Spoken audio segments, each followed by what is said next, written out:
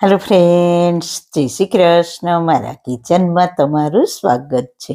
આજે આપણે બનાવીશું વટાણાની ટેસ્ટી એવી નવી રેસીપી. આને બનાવવી ખૂબ જ સહેલી છે. આ રેસીપી એટલી ટેસ્ટી છે ને કે તમે એકવાર બનાવશો ને તો અઠવાડિયામાં કમસે કમ 2 વાર તો બનાવશો જ, મારી ગેરંટી છે.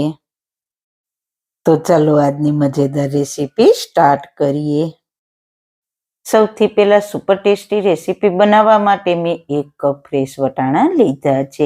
મેં વટાણાને પાણીથી સારી રીતના ધોઈને જ લીધા છે. તો હવે લઈશું મિક્સર જાર. તેમાં વટાણાને ઉમેરી દઈએ.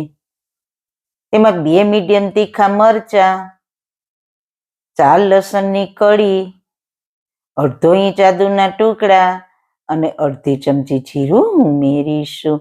જીરાથી રેસીપીમાં ખૂબ જ સારો ટેસ્ટ આવશે. સાથે 4 થી 5 ચમચી પાણી ઉમેરીશું. વધારે પાણી નથી ઉમેરવાનું. હવે તેને પીસી લઈએ.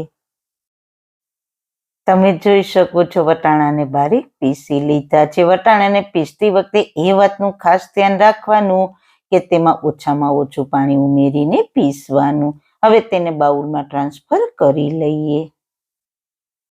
તેમાં અડધી ચમચી મીઠું, વધારે મીઠું નથી નાખવાનું. સાથે અડધો કપ ચણાનો લોટ ઉમેરીશું. આપણે 1 કપ વટાણા લીધા છે તો તેની સામે અડધો કપ ચણાનો લોટ લેવાનો છે. ચણાના લોટને વટાણામાં સારી રીતના મિક્સ કરી લઈએ. મિત્રો, તમને મારી નાનકડી રિક્વેસ્ટ છે કે તમે મારી ચેનલ પર નવા છો તો પ્લીઝ મારી ચેનલને સબસ્ક્રાઈબ કરીને મને સપોર્ટ જરૂર કરજો. જો તમે મારી ચેનલને સબસ્ક્રાઈબ કરેલી છે તો ખૂબ ખૂબ ધન્યવાદ. ચણાનો લોટ વટાણામાં સારી રીતના મિક્સ થઈ ગયો છે. તો હવે લઈશું એક સ્ટીલની કે એલ્યુમિનિયમની ગમે તે પ્લેટ તમે લઈ શકો છો. તેને તેલથી ગ્રીસ કરી લઈએ. પછી તેમાં વટાણાની પેસ્ટને ઉમેરી દઈએ અને પ્લેટમાં ફેલાવી દઈએ. તો પહેલાં જ મેં કઢાઈમાં પાણી ગરમ થવા માટે રાખી દીધું છે. પાણી ગરમ થઈ ગયું છે. હવે તેમાં રાખી દઈએ આ રીતના સ્ટેન્ડ. તેની ઉપર પ્લેટને રાખી દઈએ. ઉપર લગાવી દઈએ ઢાંકણને. ઢાંકણને બંધ કરીને 10 થી 15 મિનિટ મીડિયમ ગેસની ફ્લેમ પર કૂક કરી લઈએ. 15 મિનિટ પછી ઢાંકણ ખોલીને ચેક કરીએ ચપ્પાથી તો ચપ્પુ ક્લીન બહાર આવે છે. હાથથી ચેક કરીએ તો હાથ પર પણ નથી ચીપકતું. તેનો મતલબ કે તે સારી રીતના કૂક થઈ ગયું છે. તો ગેસની ફ્લેમ બંધ કરીને પ્લેટને બહાર લઈને ઠંડી થવા દઈએ. ત્યાં સુધીમાં આપણે લઈશું મિક્સર જાર. તેમાં 2 મીડિયમ સાઇઝની ડુંગળીને સમારીને લઈશું. 4 થી 5 લસણની કળી, 1 નાનો ટુકડો આદુનો. હવે આ બધી સામગ્રીને પીસી લઈએ. એકદમ બારીક નથી પીસવાની, આવી દરદરી પીસવાની છે. હવે કઢાઈમાં 2 મોટી ચમચી તેલ ગરમ મૂકીશું. તેલ ગરમ થાય એટલે 1 ચમચી જીરું, 2 લીલી ઇલાયચી, 1 મોટી ઇલાયચી અને 1 તમાલપત્ર ઉમેરીને હલકા સાતળી લઈએ. પછી આપણે ડુંગળી લસણ આદુની પેસ્ટ બનાવી છે તે ઉમેરી દઈએ અને તેને પણ હલકી સાતળી લઈએ.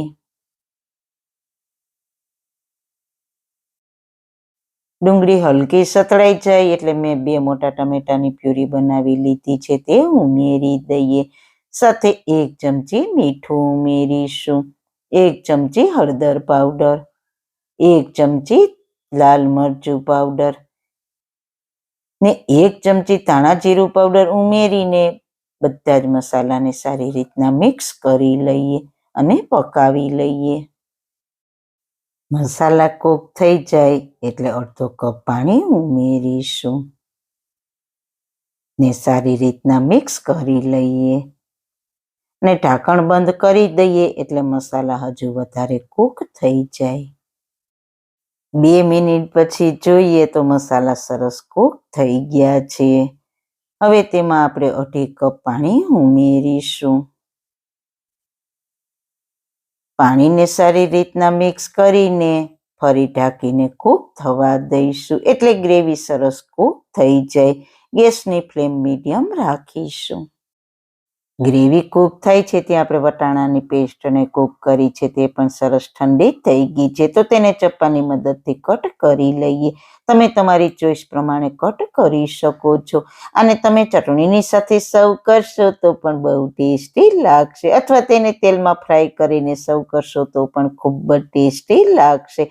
એટલી કુરકુરી બનશે ને કે તેને ચા સાથે પણ ખાઈ શકશો. અને ખાસ વાત તો એ છે કે આ વડીને તમે એરટાઇટ કન્ટેનરમાં ભરીને ફ્રીજમાં આરામથી 6 થી 7 દિવસ સ્ટોર કરી શકશો ને ફ્રીઝરમાં રાખશો તો પૂરા 1 મહિનો ખરાબ નહીં થાય.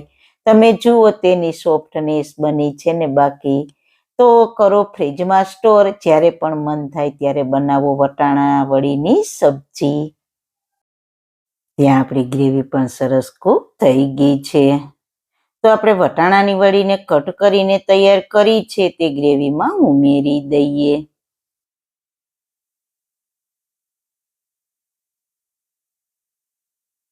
સાથે થોડી કસૂરી મેથી ઉમેરીશું. કસૂરી મેથીથી શાકનો ટેસ્ટ ખૂબ જ સરસ આવશે.